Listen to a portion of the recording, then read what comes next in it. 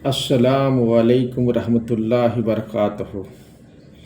الصلاۃ والسلام علیک یا رسول اللہ وعلی آلک و صحابک یا حبیب اللہ۔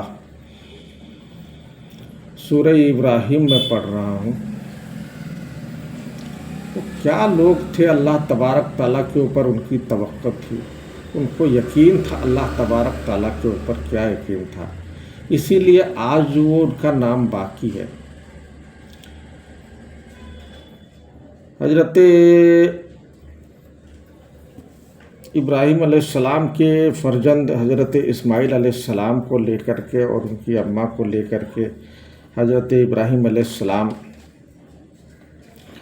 ایک دم بیابان صحرا میں چلے گئے۔ نہ کہیں وہاں درخت تھا، نہ کوئی وہاں پہ سبزہ تھا، کچھ نہیں، بالکل کوئی پیڑ پودا کچھ نہیں تھا، بس صرف ریت ہی ریت تھا، پہاڑ تھا، ریت تھا، سب کچھ، لیکن وہاں کوئی آبادی نہیں تھی، کوئی پیڑ نہیں تھا، چھایا کے لیے کوئی کچھ نہیں تھا، صرف پہاڑ تھے اور ریگستان تھا، کوئی دور دور تک نہیں تھا۔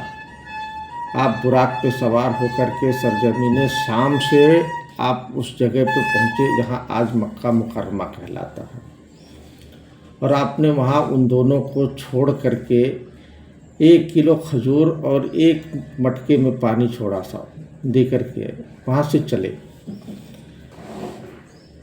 حضرت حاجرہ علیہ السلام ابراہیم علیہ السلام سے پوچھتی رہیں کہ آپ ہمیں کس کے سہارے چھوڑ کر کے جا رہے ہیں، کیوں چھوڑ کر کے جا رہے ہیں، لیکن آپ نے کچھ نہیں فرمایا۔ جب 2-3 بار پوچھ چکی تب انہوں نے پوچھا، حضرت حاجرہ علیہ السلام نے پوچھا کہ کیا اللہ نے فرمایا ہے؟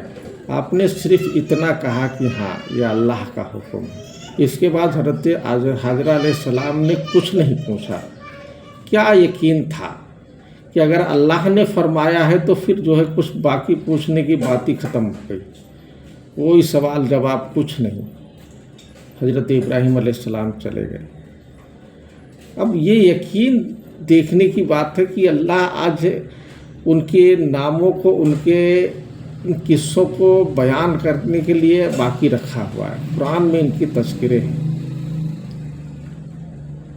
کتنے سال پہلے کی بات ہے، حضور علیہ السلام کے آنے کے پہلے، کتنے سالوں کے پہلے کی بات ہے۔ اللہ تبارک تعالیٰ نے ان کے ناموں کو باقی رکھا ہوا ہے، صرف اور صرف اللہ پہ یقین کی بنیاد پر۔ آج ہمارے اندر یقین نہیں ہے، سب سے بڑی تکلیف یہی ہے، ہمارے اندر یقین نہیں رہ گیا ہے۔ ہم اللہ پہ وہ طریقے کا یقین نہیں رکھتے۔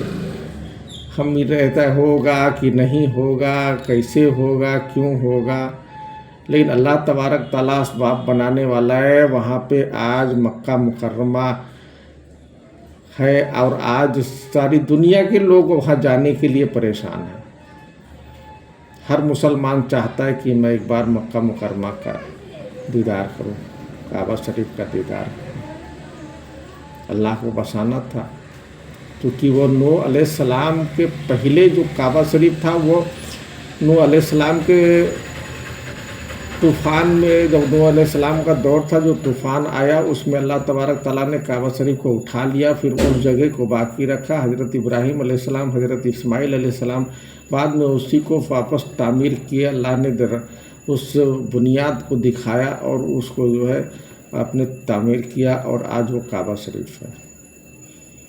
تو ہمارے اندر بھی یہی ہونا چاہیے، ہم نماز قائم کریں، ہم جھوٹ سے بچیں، ہم جو ہے برائیوں سے بچیں۔ سب سے بڑی چیز ہے ہم اپنی تنہائی کو درست کریں۔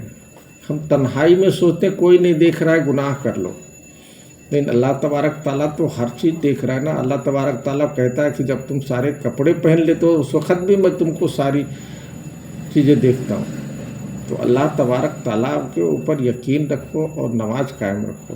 نماز کے سوا کچھ نہیں ہے۔ نماز جب تک نہیں قائم کرو گے تب تک سارے حالات نہیں سدھرنے والے ہیں۔ اس طرف یہ کہنا کہ یہ تکلیف دے رہا ہے، وہ تکلیف دے رہا ہے، کچھ نہیں، اللہ سے مانگو، اللہ بہتر کرنے والا ہے۔ اپنی تنہائی کو درست کرو، روزی میں برکت ہوگی، صحت میں برکت ہوگی۔ اپنی نگاہوں کو درست کرو، بد نگاہی سے بچو، अल्लाह तबारक ताला से दुआ है कि अल्लाह तबारक ताला कहने से सुनने से ज़्यादा जो है अमल करने की तौफीक अता फरमाए। अस्सलामु अलैकुम रहमतुल्लाहि व बरकातहू।